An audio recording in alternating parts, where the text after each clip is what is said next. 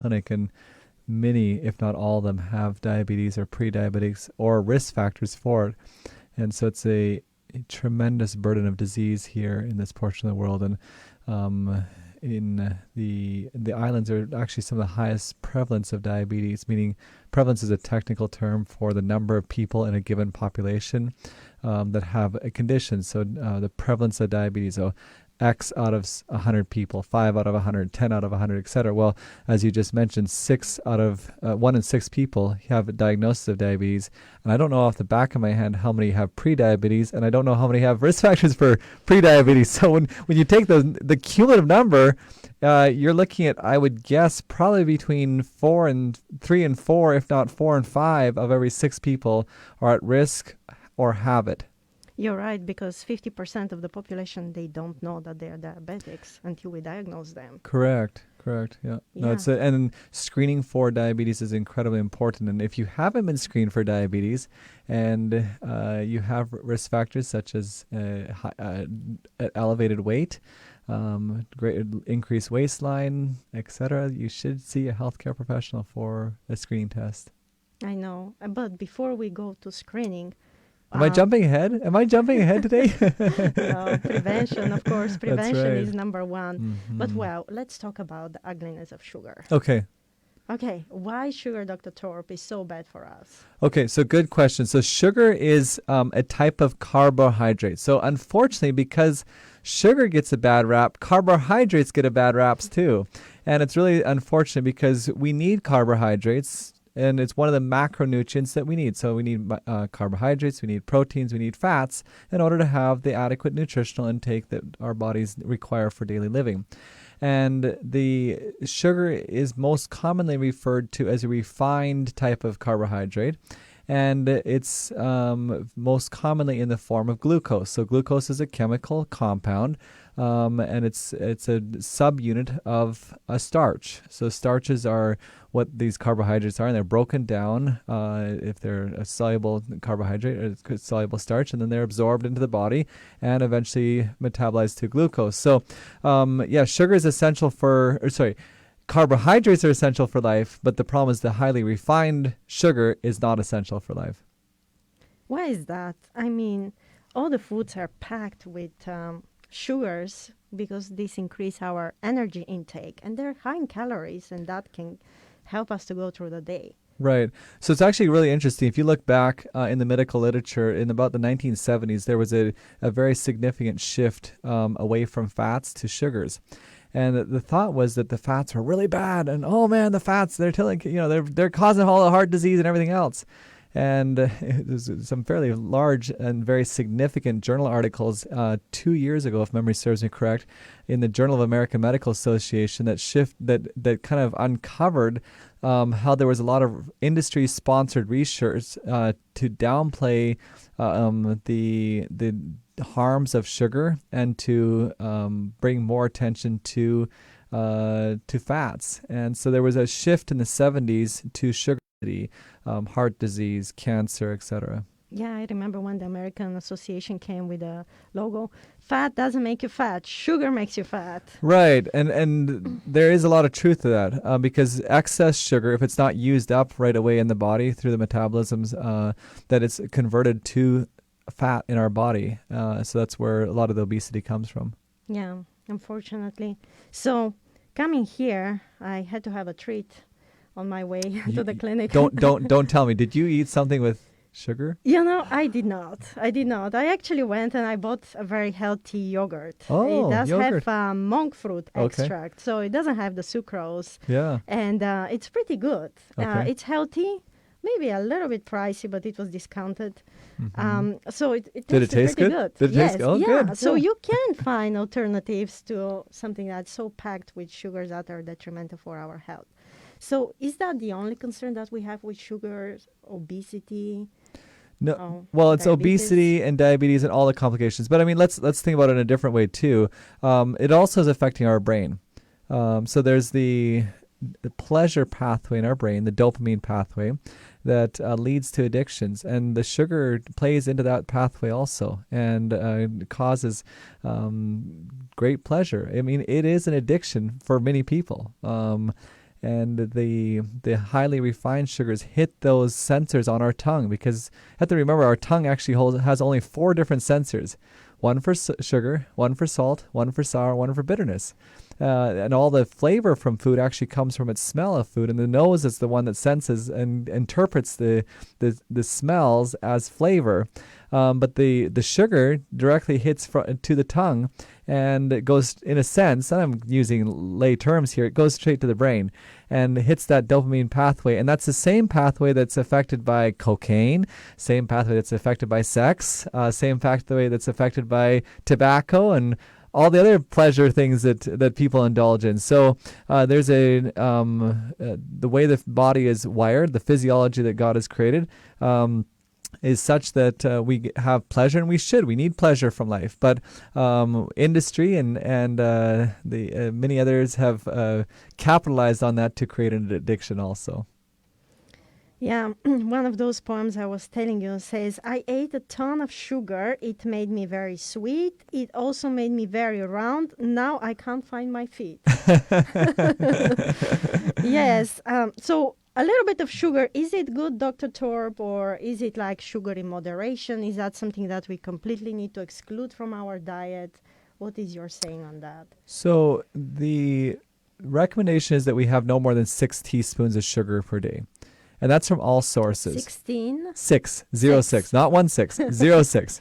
And I think in a few minutes we're going to kind of play a little game to guess how many teaspoons are in different types of foods, but not getting ahead of ourselves. So 6 teaspoons from all sources. So whether that's a banana or whether that's a soda, 6 is the maximum we should have. So you're saying that banana has added sugars that we No, need to it avoid? doesn't. No, it doesn't. So it has sugar in it. So the maximum amount of sugar that we should have is 6 teaspoons. Added sugar, you mean something that we add to our correct, food? yes. The added sugar, sorry, let me clarify. Added sugar is 6 teaspoons in our diet. So what we find in fruits is naturally natural. showing fructose is the most common type of sugar in it. But let me ask you, like sugar comes from sugar cane and from beets or coconut. So it comes from a plant. And then why is so bad? Correct, because you've in all the processing of those different sugars, you've removed the fiber. Exactly. Right. So the fiber is the bulk of food. Most of the fiber isn't absorbed in our body, but it creates like a big sponge. That's the nice way I'd like to describe it. It goes through our system, our gut, and through the intestines, and it allows sugar to be released slowly. It also picks up things like fats and everything else and kind of pulls them through the system, preventing the body from absorbing it. So when you remove the fiber from the coconut, when you remove the fiber from the beets, when you remove the fiber from bananas, whatever it is, and you just take the pure raw sugar that comes of it through the processing process, you lose all the benefits of that fruit. Exactly. I was reading that the date is the sweetest thing that you can eat on earth, the sweetest product that God has made. And it has so much fiber that when you eat it, your sugar doesn't spike. Right. It just stays steady and, goes down easily.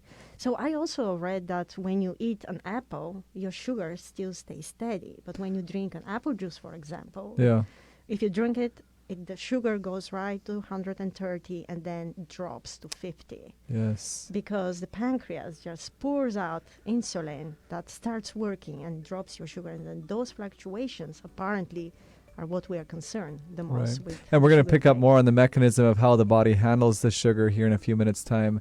I think we're coming up to break here in just a second, but it's really amazing how God has created us. And you're right, there's the kind of the gas pedal and the brake pedal. And when the body hits that insulin, when the body senses the senses the sugar, insulin is released so it can be pulled into the cells, and that causes the sugar to drop, and then that cycle repeats, and oh, give me more sugar. So when we get back, we'll talk about sugar. If you're on Guam and you're listening and you have a question, you can call us at 671-472-1111. That's 671-472-1111. If you're calling from the CNMI, call us at 670-323-1113. That's 670-323-1113. You can also text, WhatsApp, or signal us at 671-686-9999. That's 671-686-9999. Stay tuned. We'll be right back after the break.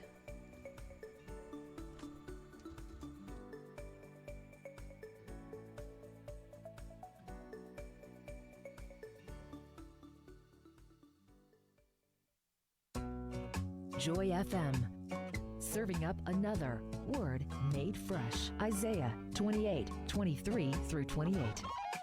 Listen, pay attention. When a farmer plows for planting, does he plow continually? When he has leveled the surface, does he not sow? Grain must be ground to make bread, so one does not go on threshing it forever. Every day, farmers take on tasks that lead to a harvest. They don't always plow, they don't always plant seed, and they don't always water. They use different tools for different jobs. What the farmer does impacts the lives of countless others. The difficulty the farmer endures brings comfort to our daily bread. That daily bread brings us hope for a new day. That new day was made by God, who gives us daily bread. Isaiah 28:23 through 28. God knew long before a seed was planted what you would need today. Have you expressed joy in His provision? Another word made fresh from Joy FM. Family-friendly radio, joyfmradio.net. You may be new here. Maybe you've listened for a long time. If you've been linked in for a while, think back to the difference in your life the more you've listened. Maybe your perspective has changed. Maybe there's been a difference in your family. Maybe you're on the journey of your life and our companionship has made you feel more courageous on the bad days.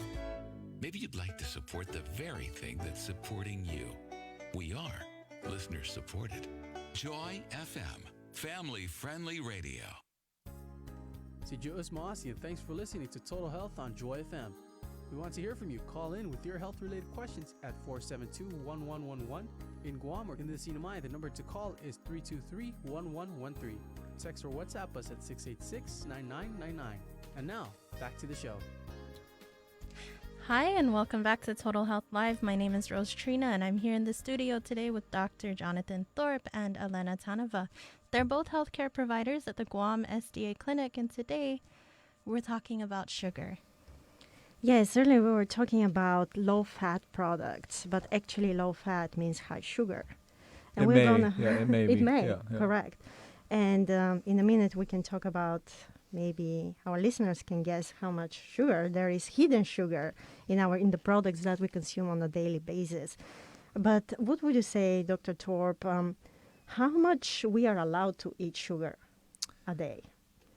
So again, the maximum that you should be adding to the sugar is 6 teaspoons of sugar per day. And what about the average American diet? The average American diet is much higher than that. So it's anywhere, if I remember correctly, between 18 and 24. Most people, is that the number you've run across too? So most Americans are getting about 14, so it should not get any more than 14% of the calories from sugar. And the World Health Organization recommends that it's less than 200 calories, so less than 10% of the diet. And even ideally less than 5% is really what we should be looking for on a 2,000 calorie diet, which is an average calorie diet for most patients. And the American Heart Association also recommends a maximum of 100 calories for women, and children and teens no more than 150 calories for men. So women's, children, and teen no more than 100. Oh, wow. Yeah. And I don't know. I haven't calculated how many teaspoons I have taken today, but there's so much sugar in foods in a hidden way. It's the many hidden way. And I think that an important thing we need to talk about quickly is the different names or the different faces that sugar can be represented as, because the manufacturers and industry have done a very careful or deceptive job of hiding sugar in many things. So, some of the names: cane sugar, right? It's an example. High fructose corn syrup. If you look, high fructose corn syrup is almost in everything. Any packaged product it comes in. Maybe a couple other names. Oh, fructose, certainly. sucrose, sucralose, saccharin. So dextrose, honey, brown sugar, turbinado sugar, beet sugar, raw sugar, malt sugar syrup, maltose, rice syrup, agave, molasses, Florida crystals, fruit juice, and on it goes. It's all of those are names for sugar. So huge issue that's hidden in so many different things. And so many people say, brown sugar is better than white sugar because it's healthier. And there's a little, there's a touch of truth to that because it's not as highly refined. So, like for example, powdered sugar for pastries versus white sugar versus brown sugar. If I had to eat a sugar, I would choose brown sugar. Yeah, brown sugar has a little bit of iron, but it's just so negligible. It's very small, but it's at least a little bit. It's at least it's an attempt. And we're to gonna eat in a few minutes healthier. we're gonna talk about sugar alternatives that would be healthier for us altogether. Right. So. And it's interesting if you look at the amount of sugar that's been consumed in the last 100 years, how much has changed. So roughly at the turn of the 1900s, so 1800s to 1900s, there was on average about 10 pounds of sugar that we consumed. And now, can you guess how many pounds of sugar we're eating on average, an average American eats in an average year? 140. 140 pounds. Oh, I got it. You're right. So 140 pounds. So you're going from 10 pounds to 140 pounds. And if you look at the lifestyle changes between 1900 and 2000, drastic. I mean, we went from a very rural population, where people were agrarian, agricultural based, to a very urban population, office jobs and lack of movement and everything else. So the combination of those is just a really dangerous combination. Yeah, children as well consume a very high amount of sugar. Right. And it's from the hidden in very everything. start. Everything from sweetened beverages, breads, rolls, tortillas. I continue to be shocked when I pick up the package and look at my bread, how much sugar is in that bread. It's like, I don't even taste it, but it's there. To be honest, I was very surprised because I'm coming from Europe and we don't put sugar in our bread. So I was very surprised that there must be a sugar in bread. Otherwise, it's not qualified as sugar in the United States. Or the alternative is like honey. But Right. you're right. Sweet bakery products like the donuts. Oh man, donuts I have to say are tasty, but I mean they hit that dopamine pathway because it's highly refined sugar. It feeds into that addiction problem significantly. You know what donuts means? Do not. Yeah, I know, and I've had to make a conscious decision over the years to avoid donuts. I used to eat them more than I do now. Now maybe once every 6 to 12 months I might have one donut type of thing, very very infrequently because there's so many other things that are wrong with donuts too. Ask me how many I had for the last year. How many? I had 0. 0? Yes. Well, then you beat me because I had at least one in the last year. I look at the box, I open the box, I smell it, and then I'm like, no, I know better, and I close. Yeah, that's the really cover. good. It's interesting. Salad dressing is another one that has a lot of sugar in it. And the other condiments like ketchup. Ketchup. I How was much- surprised. How much does ketchup have? Do you So know? in 1 tablespoon, there is 1 teaspoon of sugar, pure sugar. That's crazy. I mean, here you have a tomato been smashed up, made into a puree, made into this beautiful red sauce that tastes really good. And what have they done? Add more sugar. And you can find sugar-free ketchup. And I would encourage our listeners to look for sugar-free ketchup as an alternative to regular ketchup. Right. Ready-to-eat cereals, another huge source of sugar for many people. So whether it be the Cheerios or the Corn Flakes or the Raisin Bran or the Pops or whatever all the different names of the sugars. I don't even know what they're all called. They're supposed to be healthy, though. They look healthy because they put a strawberry or they put a blueberry in the bowl on the picture of the package, and all of a sudden it is healthy, but it really isn't. Exactly. And the low-fat yogurt, we think that we are eating something healthy because it's low-fat. But then we don't realize how many sweeteners are inside, how much sugar is inside. Right. And actually, this is the richest one. It has 45 grams of sugar, Wow. 11 teaspoons of sugar in a low-fat, what we consider a healthy yogurt. And that's just a single cup of yogurt, like a little container. So it's almost like you're drinking sugar water that's been Exactly. thickened a little bit with milk. Exactly. Yeah, so a lot of sugar. Okay, what about barbecue sauce? Barbecue sauce. 2 tablespoons contain around 28 grams of sugar. Wow, incredible. Now that's crazy. So what about juices, Elena? Juices, it's a pure sugar. We don't have any fiber there. It can vary from a fruit to a fruit, but it's like a pure sugar load. Yeah, and I mean, if you look on the package, many of them come from a concentrate. So whenever you see the word concentrate, you got to be doubly concerned because they've taken the fruit, they have evaporated or removed all the water from it, and just the flavor plus the natural occurring sugars, and then they reconstitute by adding water, and then they add more sugar to that. So one has to be really careful. Even if it's labeled 100% juice, you've got to look carefully and just eat the whole fruit. That would be the better option. Of course, there is a drink. It's called chamorro punch. Okay. It's very popular here. Guess how many grams there is per serving Of sugar? of sugar? 24. You're so far from it. Okay, how many? 58. 58. I've never seen 58 Okay, so on so any and here's a drink. good rule of thumb. So divide the number of grams by 6 to get how many teaspoons? Okay. Okay, so let's say 60. Let's just roll it up. Yes, Roll it around 10 it up. So teaspoons. 10 teaspoons in a cup of drink. So again, almost pure sugar.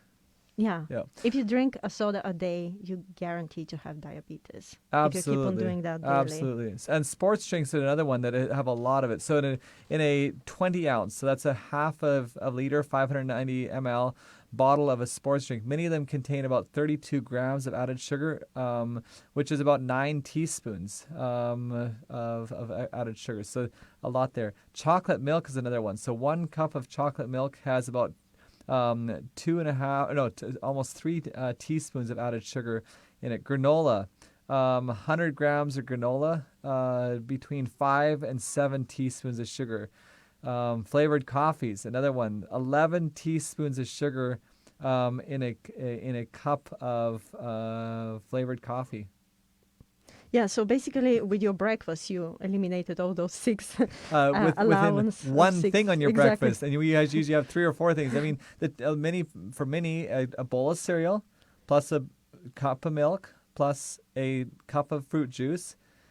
Right there, you're looking at probably 3 to 4 times what your daily sugar intake has done, and that's in the first meal of the day. And then if you decide to be healthy and go to the gym and you take an energy drink, Right. you add even much more to that. Exactly. Yeah. So- So I think the key messages are that sugar is hidden almost in everything, that sugar has many different names, whether it be fructose, sucrose, high fructose corn syrup, maltose, dextrose, cane sugar, Molasses, I maple mean, the syrup. list goes on and on of things that all contain the same thing, which is sugar. So it's in many things, it's many different names, and there's way more than what we need for our health. Yeah, even 6 months old babies are overweight. And this is because, mothers are accustomed to take high sugar intakes and pass it through the breast milk. And it is certainly concerning because children are growing with this excessive amount of sugar. Right, definitely. Huge problem. It is. So I guess one of the questions is, what is the mechanism for diabetes? And we're going to get into this a little bit more in the next section. But how does sugar play directly into diabetes? That's been a question I've had, and one that we're going to discuss too a little bit more. And it's really interesting because we're going to share a little tip that it's not only the sugar, it's also the fats. So it's a complex interplay of many things. But I love this saying. I love this saying that is said about our destiny. That we, let me just pull it up here, blanking on the name. Your genes are not your destiny. Your lifestyle is your destiny. The changes you make today will change your lifestyle and ultimately change your future. So just because your parents, just because uncles and aunts, and other people in your family tree have diabetes, they have heart disease, it doesn't mean that you have to have it. They say it's not your DNA, but it's your dinner. Mm-hmm. And it's not your lineage, but it's your lunch. Right. And not where you were born, but your breakfast Right. that makes you unhealthy. Exactly. Well, and that's the music cueing us for our next break, so we'll go ahead and go to break. Before we do that, If you're listening from Guam and you'd like to call in with a question, you can call us at 671-472-1111. That's 671-472-1111. In the CNMI, call us at 670-323-1113. That's 670-323-1113. You can also send us a message via text, WhatsApp, or Signal at 671-686-9999. That's text, WhatsApp, or Signal at 671-686-9999. It's free from the CNMI, and if you're tuned in via Facebook, leave a question in the comment section below or just send it to us via Messenger. When we come back, we'll be talking about sugar and diabetes.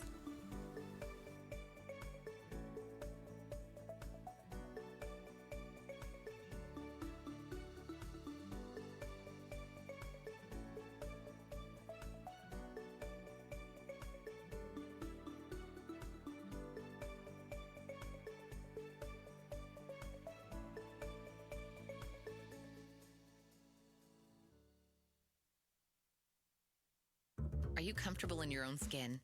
Comfortable with who you are? A lot of us aren't, and it makes us act contrary to our true self. Often because we're afraid of what others think about us. But how often do you really stop and think, who am I? God made you a unique creation.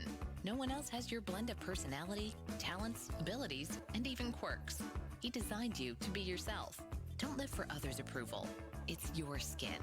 Live in it. Joy FM. Family-friendly radio. She lives in an apartment not too far from here. She rarely goes out.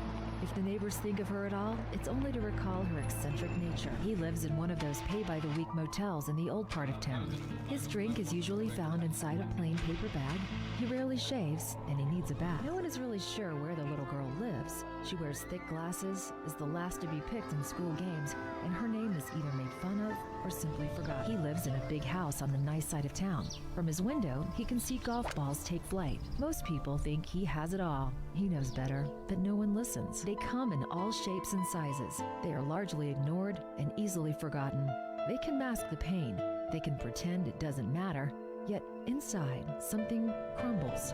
Jesus said, "The Son of Man did not come to be served, but to serve the lonely, the eccentric, the drunk, the rich, the forgotten." Will you meet the lonely person today? A message from Joy FM.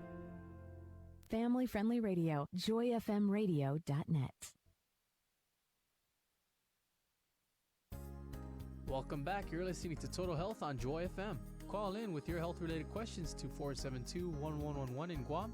If you live in the CNMI, we want to hear from you too.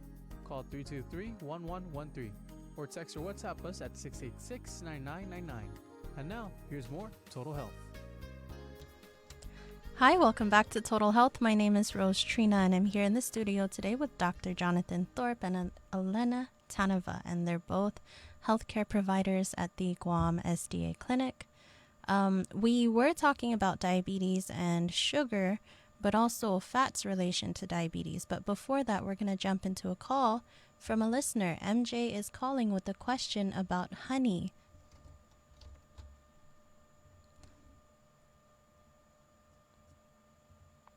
Hello, MJ. Yeah. Hi, welcome. Hi. Good afternoon, half a day. Good afternoon and half a day. How about honey? Is it bad? Thank you, MJ, for asking the question about honey. So if I understand, your question is honey bad? Is that your question? Yeah, does it have too much sugar? Good question. So honey is also, it's a natural product.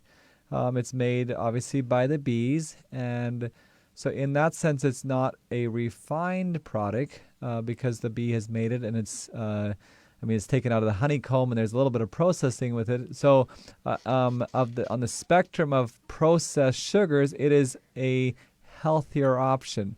But that being said, honey is very sweet and it still has a lot of sugar in it. And yes, it's naturally occurring sugar. So using it sparingly instead of highly refined white sugar is a better and healthier option. But I would still recommend eating even healthier options. That would be full fruits like the mangoes, like papaya, watermelon. Watermelon, if you can find it. Those types of sources of sugar rather than honey. Yeah, actually, MJ, there is a Bible verse in the Bible, in Proverbs 25:27, that says, "It is not good to eat much honey." A lot of wisdom there. A lot of wisdom so many years ago. Honey is good. Of course, it's our better alternative, but still, too much of it, of course, we can't support. Right.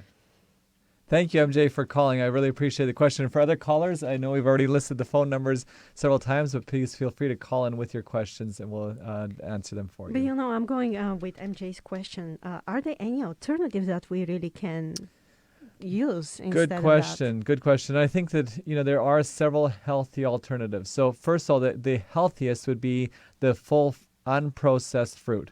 So as you mentioned, papaya is a good example. So papaya is grown widely and wildly, the double W word. Especially in Guam. So, driving down the road, I can see the papaya trees on the sides of the road growing naturally.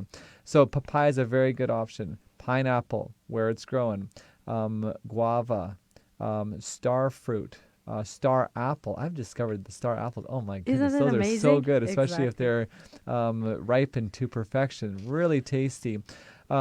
If you are buying off-island produce, so apples, peaches, nectarines, these different fruits are the healthiest options to get our sugars from.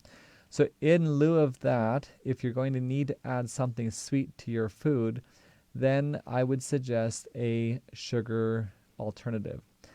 And that would be the healthiest, in my opinion, is the stevia or equivalent of the natural produce. So stevia is a herb, and it's roughly 200 times sweeter than table sugar. So you need very, very small amounts, so it has no calories in it. And there are a number of different companies that produce stevia products, and they usually comes in liquid form. You can also get it in a powdered form, and you can add it to your food item or your drink. So, for example, many times I'll have a cup of herbal tea in the morning and add 2 to 3 drops of stevia in it, and gives it that sweet flavor to it. But it's not having all the other harms that come along with the artificial sweeteners such as aspartame or other chemical sweeteners that are put into drinks. There's also some very really neat flavored stevia products out there. So there's a company that makes water drops, and they're made from stevia, and they have different flavors. So everything from caramel and chocolate to different fruits, and my kids, they love these. Daddy, can we have a cup of tea, they call it. And so, quite often my wife and I will take sparkling water, carbonated water, and put some ice in it, and then just add a couple drops of flavor to it. And so that way you kind of get that bubbly taste in the mouth like you would from a soda, but you don't have any artificial sweeteners which give headaches and, have all other side effects that come with it. And you just have the natural plant-based alternative, which is a stevia. So if you're going to use it, something like that would be an option. I know we were talking through some other different options beforehand, too. Like agave nectar. Agave nectar would be another option. Right. Yeah. I mean, there is a lot of research against and, for it. But my favorite is the monk fruit. And I don't have a lot of experience using monk fruit. I'm going to have to say 250 times sweeter than sugar. Okay, so even sweeter than the stevia is. Yes, and it's very popular even in Guam. You can buy it here. Mm-hmm. So all those alternatives, they're good. And of course, we cannot say, since they're good, go ahead and eat as much as you want to. Of course, we still need to put our limitations. What was the Bible verse again? The Bible verse, it's not good to eat too much sugar. Right, not too good to eat too much honey. And so I think it's a good, important biblical principle to be following. Because if you look back to the Genesis diet, if you look back to the Daniel diet, what was it? I didn't see sugar there. Fruits and vegetables. Fruits and vegetables, grains. Right. Exactly. So the whole fruits, the whole products. And so if you can recognize it, this is a good rule of thumb. If you can recognize the fruit. So if you look at something, it shows apple or apple sauce or apple puree. If you saw an apple puree, you wouldn't know where it came from. Applesauce, you might have an idea. But apple itself, I can recognize where that came from. And so the less processed it is, the more original it looks, the better it is for you. And I think we have another question about agave. Is it natural and organic? What's the answer to that? Do you know? So this is more of a marketing, I believe, Yeah. natural, organic, in Right. order to make it in Right. a way that sounds more appealing and Yeah. better. You know, we are for those alternatives as long as we don't overdo it. Right. And how much is to overdo it? We don't have as much research in order to say, but a little bit to sweeten up our breakfast, our meal, that's enough. Right. We shouldn't go. And to answer the specific question of the caller, yes, agave is natural, and yes, agave is organic also. So let's talk about the mechanism of the onset of diabetes, because I think that's a question that many people have asked me about how does diabetes start, and is it my genes that determine whether or not I get diabetes, or is it just sugar that I determine that I eat my diabetes? And I want to introduce something called the concept of epigenetics. So epigenetics is really a fascinating science. We don't fully understand the idea behind it, but basically there's different what we call post-transcriptional modifications that occur to DNA. So DNA is our genetic code that determines that codes for every protein in our body. So your fingernail, for example, is determined by your DNA. The color of your eye is determined by your DNA. So these different pieces of DNA encode different genes. The genes encode proteins, etc. Epigenetics is the study of the modification of DNA naturally within the body to determine whether a certain portion of the DNA is expressed or not. And there are many different epigenetic modifiers that are present on a daily basis. So, for example, the developmental environment for which our children are raised in, both before conception occurs, during the time of the pregnancy, as the child is born, is during the youngest formative years of their life, all those factors determine which genes will be expressed or not. So just because you have a gene doesn't necessarily mean that you will have expression of that gene over time. Environmental chemicals, tobacco, chemicals in our environment, alcohol, another very common one, can modify the expression of genes through an epigenetic mechanism. Drugs and pharmaceutical products, aging in itself also modifies it. And guess what diet does too? That's where I'm getting to with this, is that I want to just show how powerful diet is in this. And then also the environment in our gut. So in our intestines, the types of bacteria in our intestines also very significantly change the expression of genes in our bodies. And so many of these different factors lead to the onset of disease and the expression of disease. And it's really fascinating because the Bible talks about how the sins of your fathers are passed on to the second and third generations. The epigenetic code and the epigenetic expression is passed on roughly 2 to 3 generations. So the Bible alluded to this when it made this comment in the Old Testament about how our sins are passed on to the second and third generation. So the choices I make affect my grandchildren. So if I choose to eat unhealthy foods, I'm not only hurting my health, I'm hurting my children's health, and I'm hurting my children's children's health also. So huge, it puts the weight of the responsibility largely on us. And when you look at the environment, there's many different factors. For example, I choose to exercise, I choose not to exercise. I choose to drink a soda, I choose to eat a piece of fresh food. I choose to eat pizza versus I choose to eat some fresh vegetables. I choose to inhale cigarettes versus inhale fresh, clean air. All of that expresses the genes, the expression of the genes in our DNA. And that's where the next step of understanding this somewhat complex mechanism is looking at how the standard American diet, which many people, including myself, abbreviate as the SAD diet, SAD, Standard American Diet. It is a sad diet because it's caused a huge amount of suffering in the nation. We're going to come back and talk about how that affects the onset of diabetes directly. If you have a question, you can call us. If you're listening from Guam, call us at 671-472-1111. That's 671-472-1111.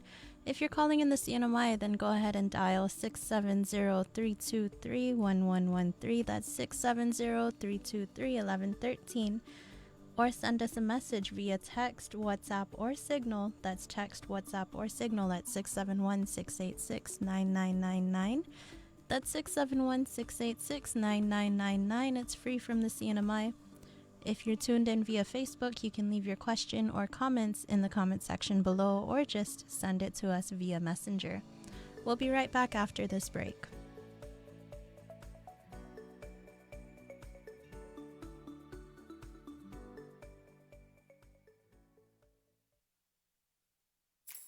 You could have a break today, or you could find encouragement for those non-break kind of days. You could do exactly what you want today, or you could notice the need of a neighbor and offer help. You could say, "That's not my problem," or you could recognize a struggle and pray for a solution. You could, you can, you should. There are times you could use a shift in your thinking, and we work that kind of shift. We are supported by you. Joy FM, family-friendly radio. Memories are important. You might remember air hockey, or a video game, a record, or a digital download, a payphone, or a cell phone. Sometimes we forget to remember. You see, there are some things that will always lead you to a place of praise, and it happens when you remember. Spend time touring the God's Goodness Hall of Fame. Discover rich connections to the moments of blessing. These memories invite praise to start all over again. That's a good thing. Remember, praise, repeat. From Joy FM, family-friendly radio.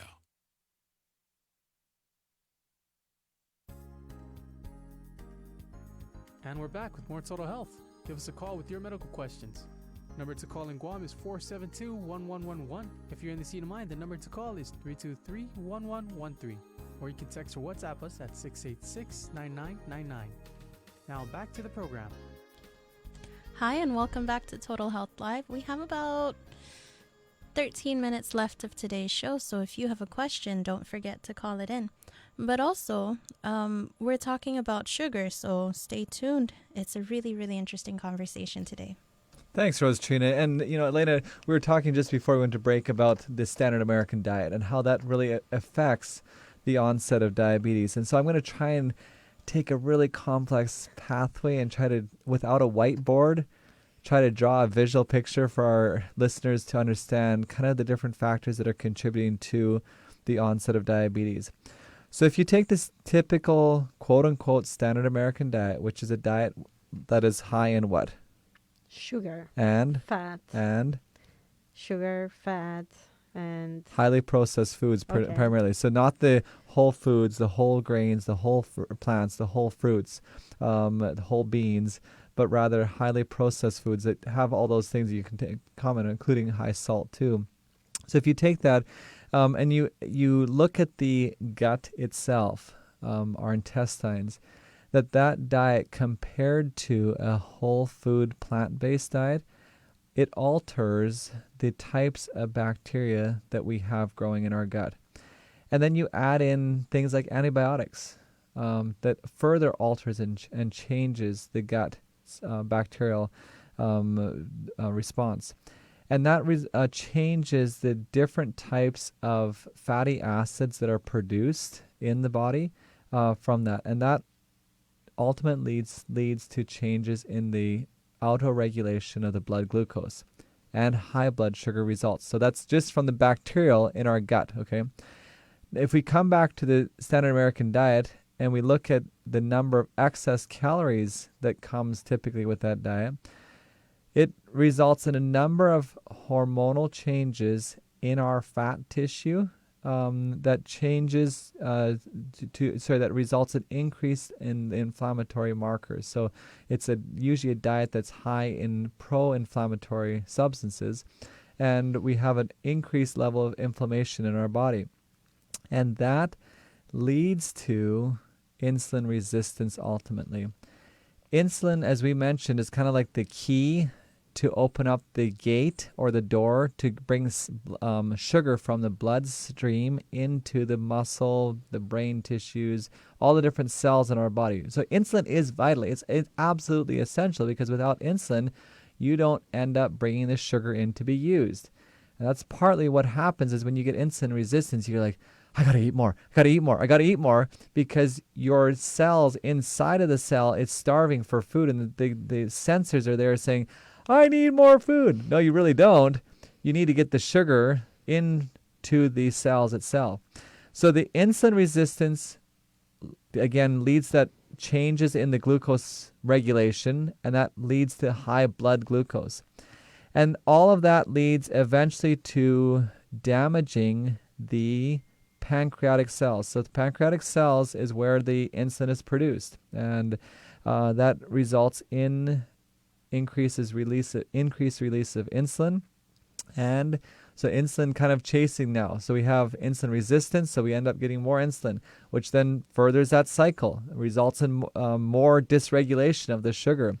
And it also feeds back to increased hunger and back to standard American diet. So the bottom line is that the standard American diet leads to changes in the gut's bacteria, so the types of bacteria that are growing there. We need bacteria in our system. I mean, they're very, very healthy bacteria, but it's a different type and not quite as healthy as a whole food plant-based diet would be.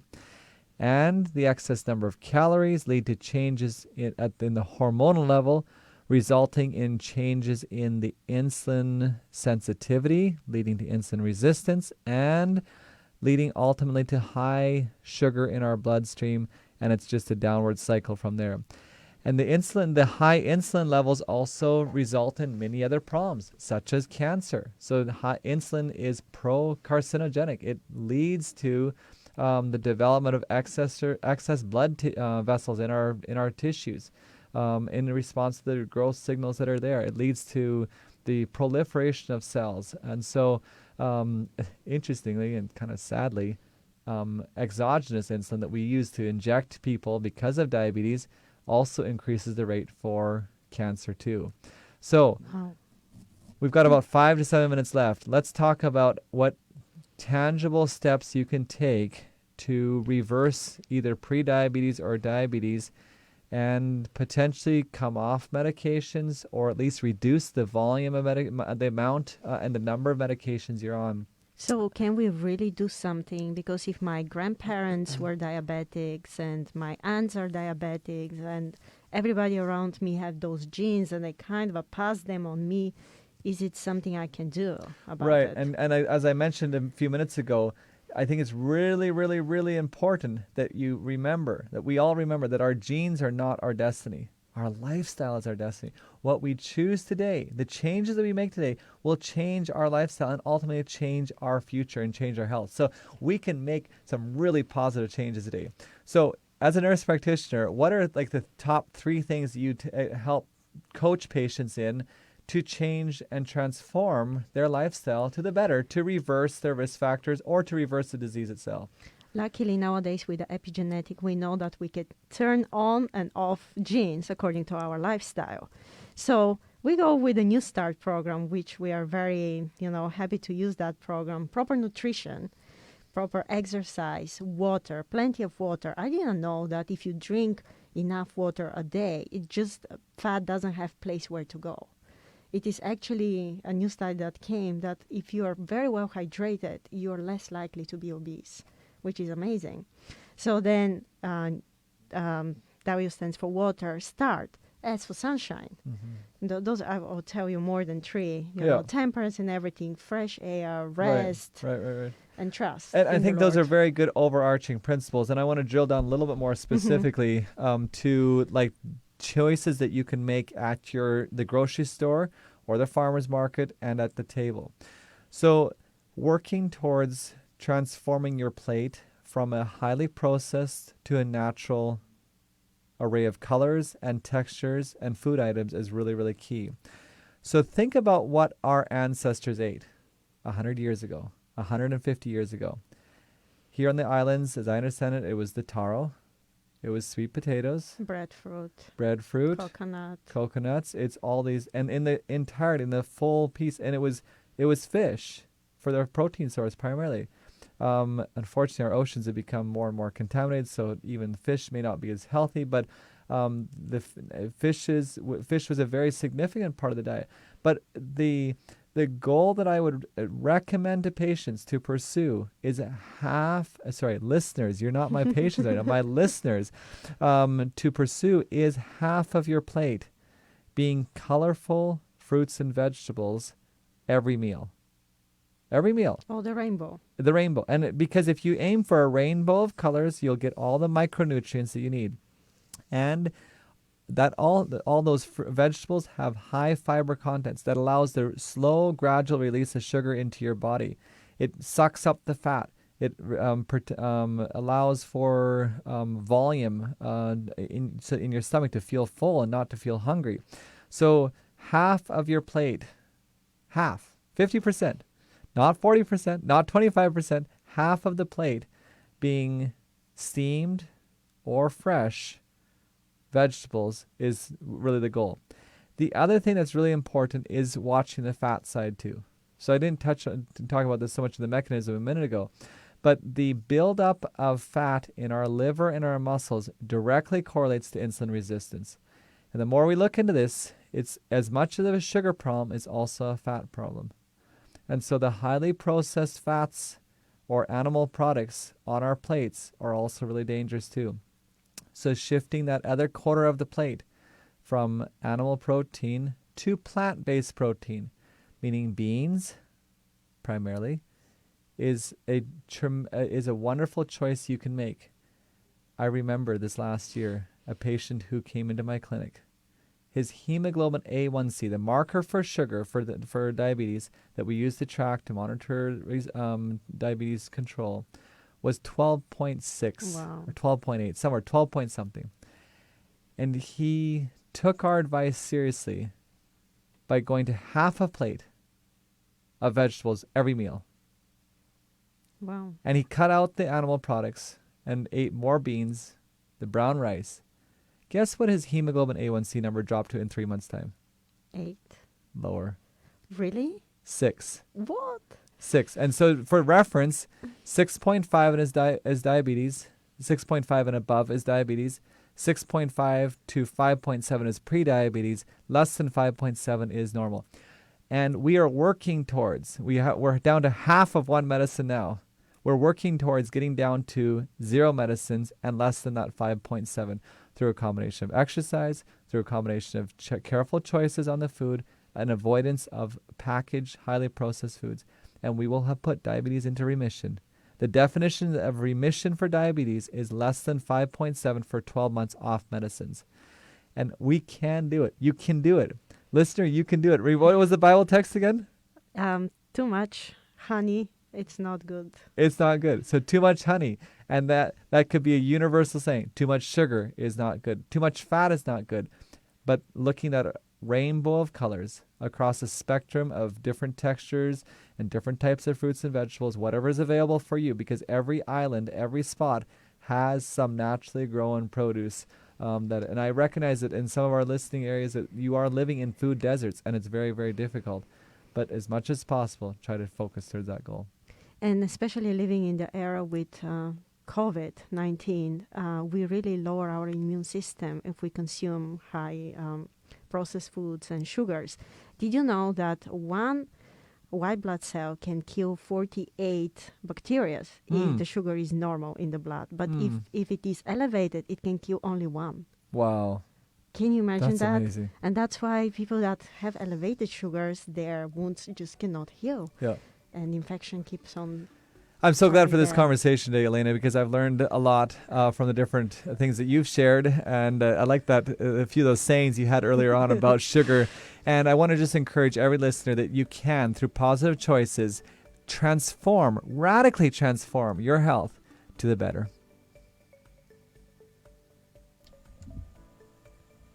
You've been listening to Total Health Live.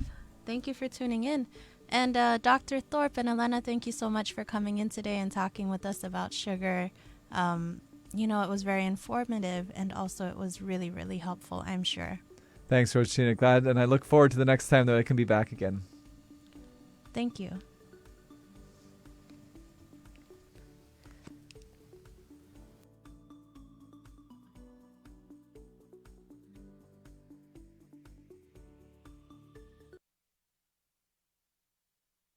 Be sure to check with your doctors before making any sudden life changes discussed today.